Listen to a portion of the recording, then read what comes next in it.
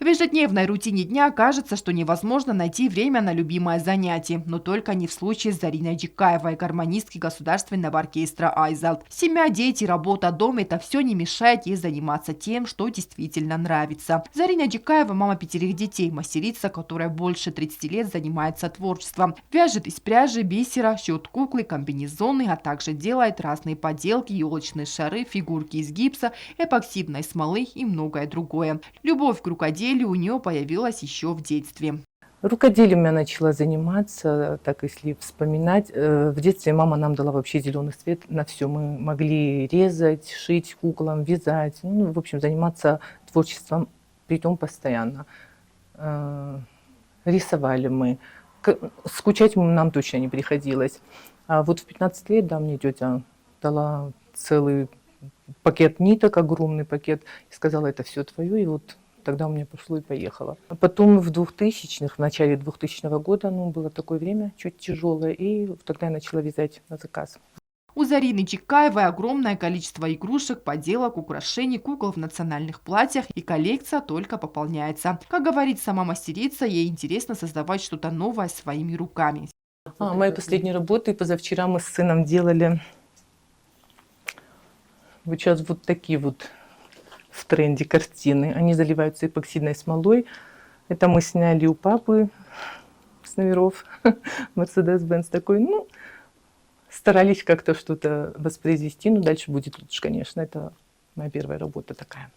Идеи для творческих работ приходят во время процесса. Даже если за основу берется определенная задумка, в конечном итоге получается что-то необычное, интересное, говорит Зарина.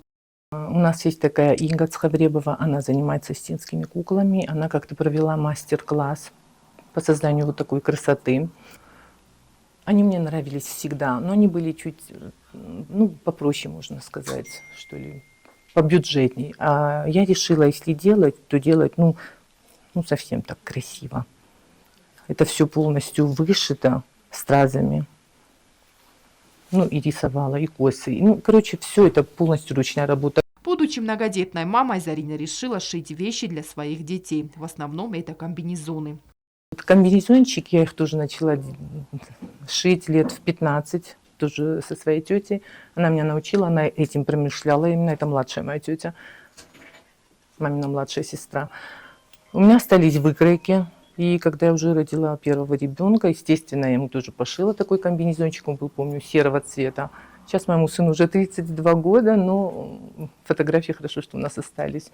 И по сей день они очень даже актуальные. По словам Зарины, на изготовление каждой вещи уходит разное количество времени. Зависит от вида изделий, размера и техники выполнения. Кофту можно связать в среднем, ну, за 3-4 дня.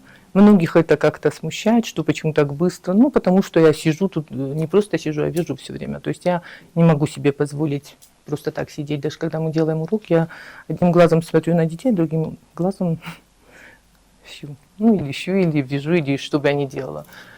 И то же самое касается и зайчиков, и игрушек, которых, ну, вот новогодние игрушки, которые я, допустим, делала. Одна игрушка где-то полчаса, вот так. Если уже головка готова, нарисована, я делаю заготовки, пока делаются головки, потом я их рисую. Ну, одну игрушку собрать где-то полчаса уходит. Вот эти тоже вот так примерно. Рукодельница периодически участвует в разных выставках и подворьях, проводимых как в республике, так и за ее пределами. Таким образом, знакомя гостей и жителей республики со своим творчеством. Зарина Джикаева отметила, что у фантазии нет предела, и у нее еще очень много планов и идей. Анжела Кукоева, Фатима Чочева, Рауль Кочев. Информационный выпуск сегодня.